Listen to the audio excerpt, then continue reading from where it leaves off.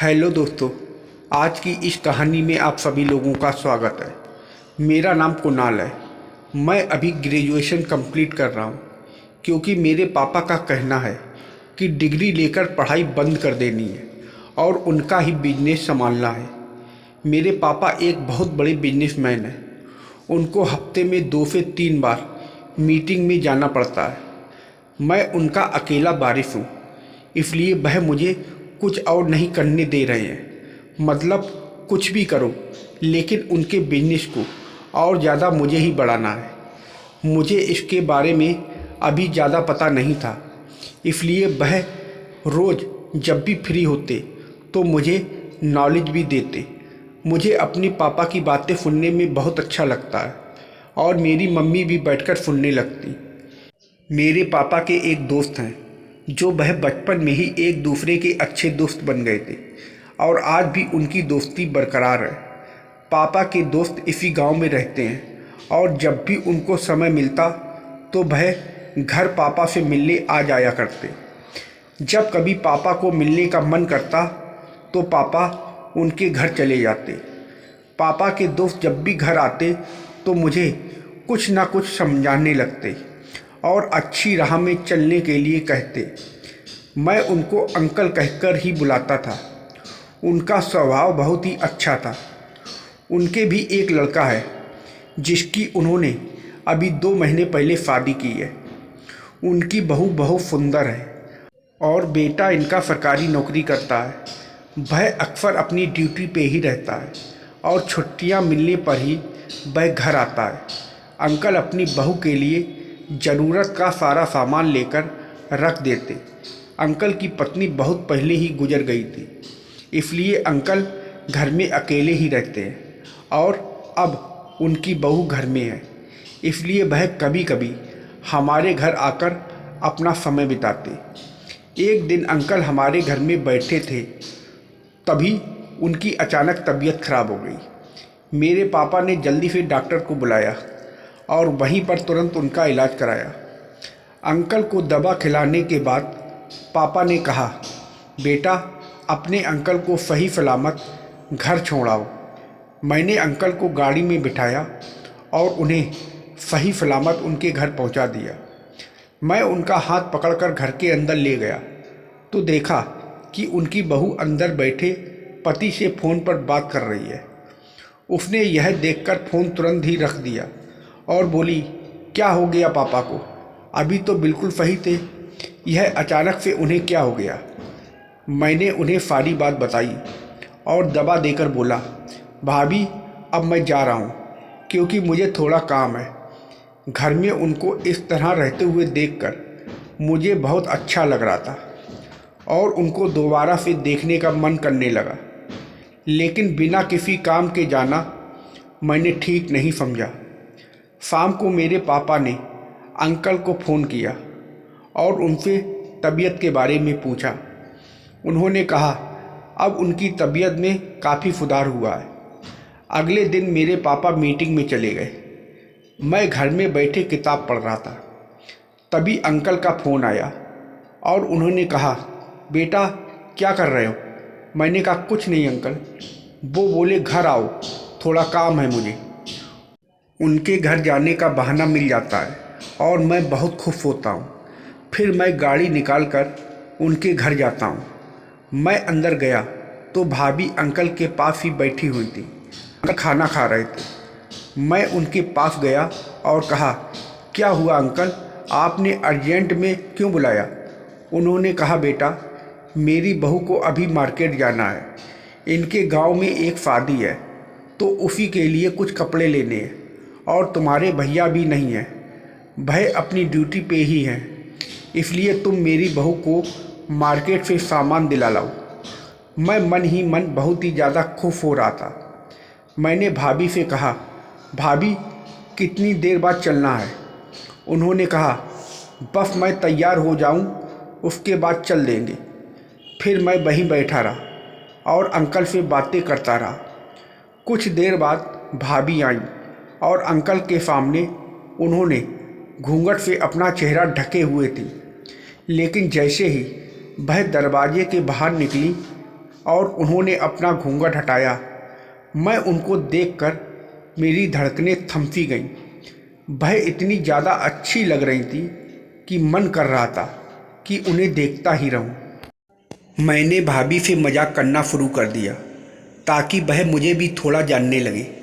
मैंने भाभी से कहा, भाभी आप बहुत खूबसूरत लग रही हो।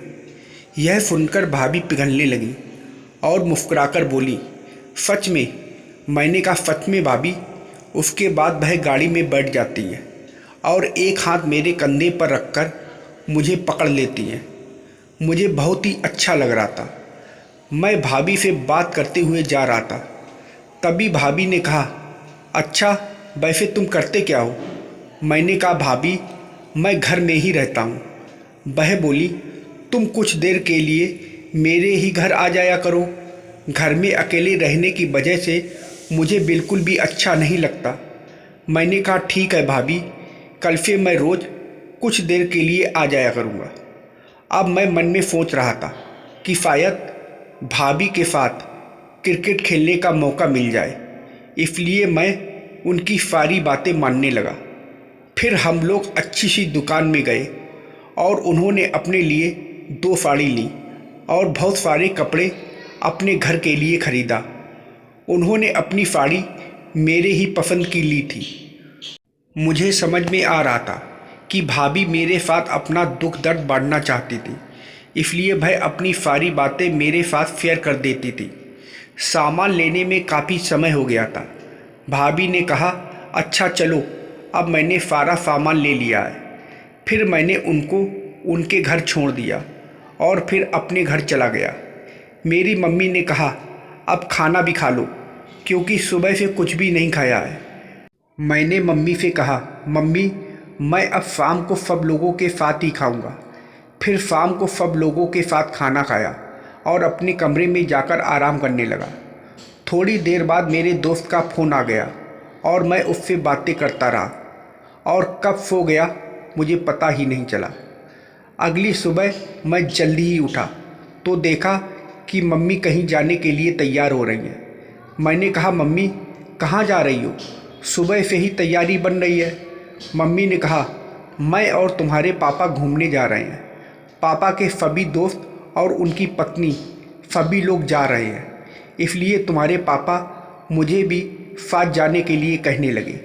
और फिर मम्मी ने नाश्ता बना दिया और कहा, आज तुम होटल में खा लेना, अभी नाश्ता कर लो।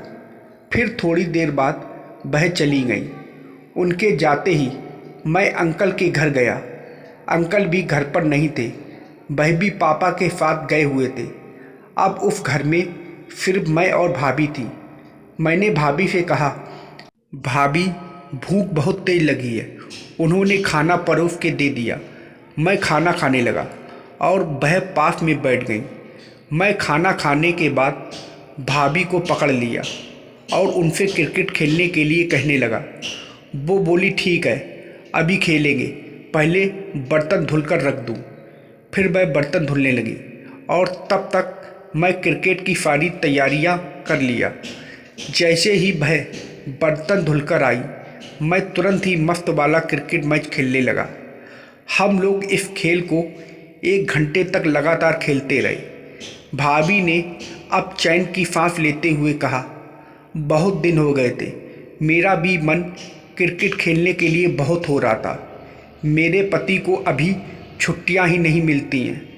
मैंने कहा, ठीक है भाभी, मैं आपका साथ दूंगा। जब भी आपको किसी चीज़ की ज़रूरत पड़े तो मुझे बता दिया करना, मैं आपका हर काम कर दिया करूंगा।